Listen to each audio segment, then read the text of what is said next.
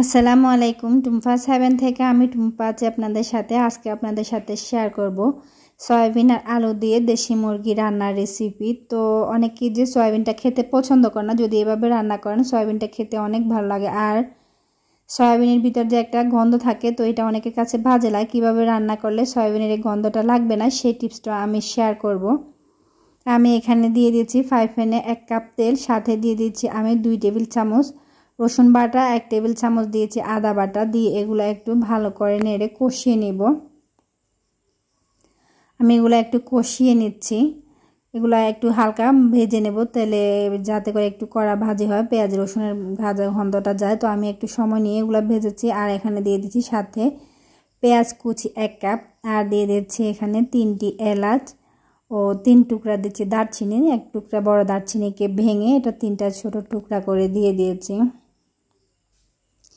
এখানে আমি দিয়ে দিচ্ছি 500 গ্রাম দেশি মুরগি। তো এটা দিয়ে আমি এখন একটু এখানে কষিয়ে নিচ্ছি।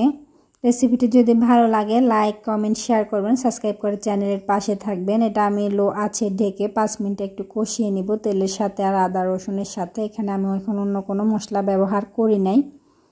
আর যদি রেসিপিটি ফেসবুক পেজ থেকে দেখে থাকেন অবশ্যই পেজটাকে ফলো দিয়ে রাখবেন। এখানে আমি দিয়ে দিয়েছি হলুদের গুঁড়া 2 টেবিল চামচ, মরিচের গুঁড়া দিচ্ছি 1 টেবিল চামচ, আর দিয়ে দিচ্ছি সাথে জিরা ধনিয়া গুঁড়া 2 টেবিল চামচ, হাফ চামচ দিচ্ছি গরম মশলা গুঁড়া, 1 টেবিল চামচ দিচ্ছি লবণ। ঝালটা যে যেরকম খেতে পছন্দ করেন লবণ আর ঝালটা সেটা বুঝে দেবেন। আমার ঘরে একটু ঝালটা কম খাওয়া হয়, ছোট বেবি আছে, তো যে কারণে আমি একটু ঝালটা কমিয়ে দিয়েছি। আর আমি এখানে পরে হয়তো যদি সম্ভব হয় কিছু কাঁচামরিচ অ্যাড করে দেব। তো আমি মশলাগুলো দিয়ে আবারও একটু তেলের সাথে কষিয়ে নিচ্ছি। এখনও আমি কিন্তু এখানে কোনো পানি ব্যবহার করি নাই। এই রান্নাটা এভাবে করলে এটা খেতে খুবই ভালো লাগে। দিয়েছি এখানে আমি আলু 300 গ্রাম, আলু মাঝারি সাইজে আমি কেটে এটা দিয়েছি। সাথে দিয়ে দিলাম আমি এখন 200 গ্রাম পানি, দিয়ে এটা একটু কষিয়ে নিব। এখন এটা আমি 10 মিনিট ঢেকে রান্না করে নেব, মাঝে মাঝে একটু নেড়ে দেবো। যেহেতু আমি এটা দেশি মুরগি রান্না করছি, তাও একটু সময় নিয়ে রান্না করতে হবে, কম আছে এটা একটু ঢেকে রান্না করে নিতে হবে। দেশি মুরগি রান্না একটু সময়টা বেশি লাগে। এখানে আমি দিয়ে দিচ্ছি 200 গ্রাম সয়াবিন, এটাকে আমি সিদ্ধ করে এটা চিপে পানিটা ঝরিয়ে দিয়েছি। আর এখন দিয়ে দিচ্ছি আমি লেবুর রস দিচ্ছি 1 টেবিল চামচ। সয়াবিন রান্না করলে অনেকের কাছে একটা বাজে গন্ধ লাগে বা অনেকে খেতে পছন্দ করে না। এই লেবুর রসটা যদি ব্যবহার করে সেই ক্ষেত্রে সয়াবিনে আর কোনো বাজে ফ্লেভার আসবে না। আমি এখানে দিয়ে দিচ্ছি 2-3টা কাঁচামরিচ একটু মাঝখান থেকে ভেঙে দিয়েছি যাতে ঝালটা কম বাইর হয়।